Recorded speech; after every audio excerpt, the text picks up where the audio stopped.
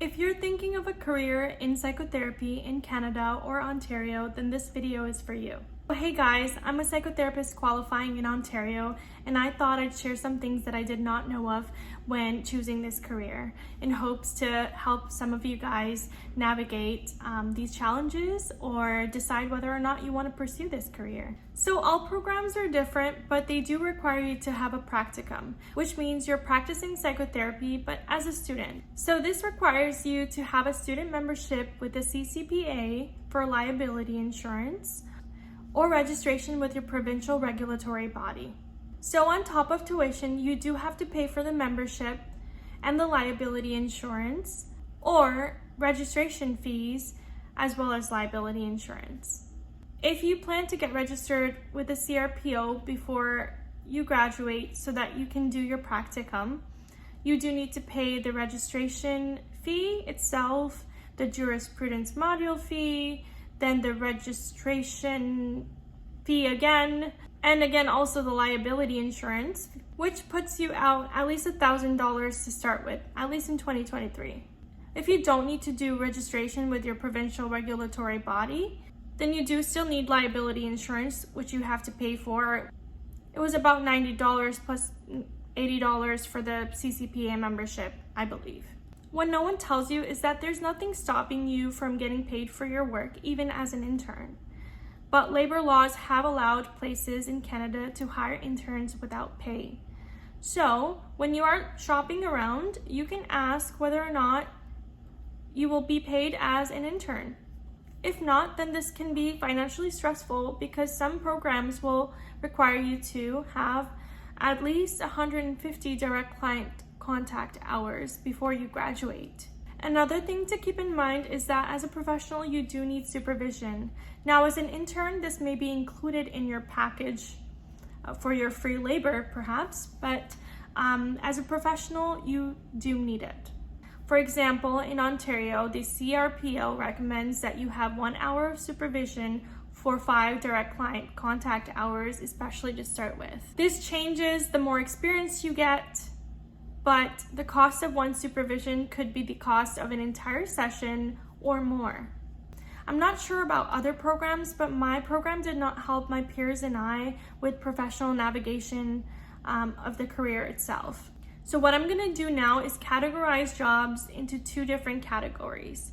In the first category, you are paid by the company and you can do your taxes as an individual. In the second category, you're a self-employed individual or an independent contractor and you need to do your own business taxes or self-employed taxes. Now, the first category involves jobs with agencies or nonprofit organizations or the government. These may be full-time jobs, they may be a little bit inflexible, but they will usually include health benefits, CCP or pension payments, EI, employment insurance, or long-term disability insurance, etc. And you will be paid a guaranteed salary. This salary may not be as high as the potential you have to make in private practice, but it is guaranteed.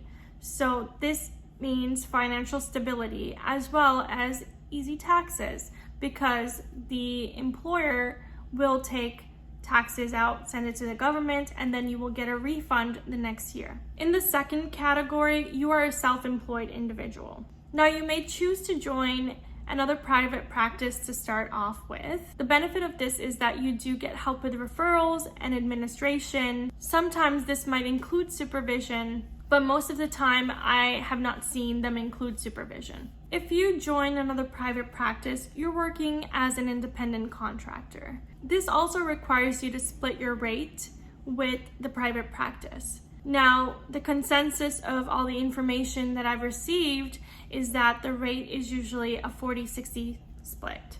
That means 40% of your income goes to the private practice and you get to keep 60% of it after HST. Now, psychotherapy in Canada does charge HST. This means, for example, in Ontario, after $30,000 of income, you have to pay 13% HST to the government.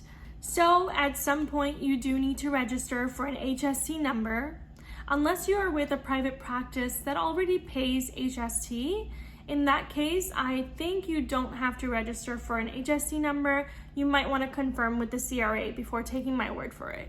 Once you do register for an HST number, you do have to regularly check in with the government about how much you're making.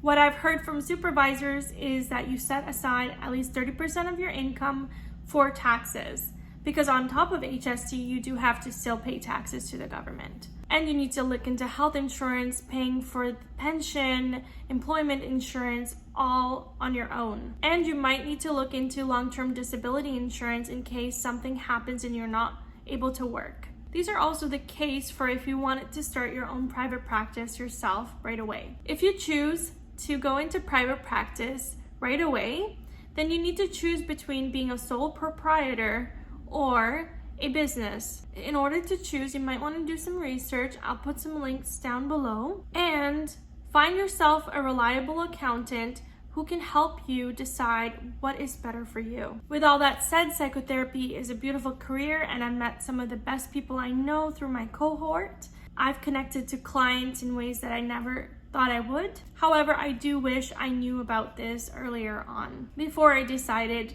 to pursue this career path. Because this is a competitive field, and you're choosing between applying to guaranteed income jobs that are scarce or having to navigate being self-employed right away, which can be a little bit tricky because you might not get the amount of clients you want right away. And doing self-employed or business taxes sounds like a nightmare. Not to mention that accountants are pretty expensive. If you do want a career in mental health, there are other routes to being a mental health care provider. Like, for example, social work. Social workers do not have to pay HST. They have more work opportunities with agencies, which means that taxes are easier, and that means you don't have to hire an accountant. They can also call themselves psychotherapists once they are registered. Another option is an addictions and mental health counselor. That is a 3-year program in colleges. Both social work and addictions and mental health counseling you can do straight out of high school. So I hope this video was helpful for anyone thinking about deciding to become a psychotherapist. I wish I had learned about this information not at the end of my program. If you guys have any questions or would like me to make another video about other things involving being a psychotherapist in Canada or Ontario, please let me know. Hope this helps.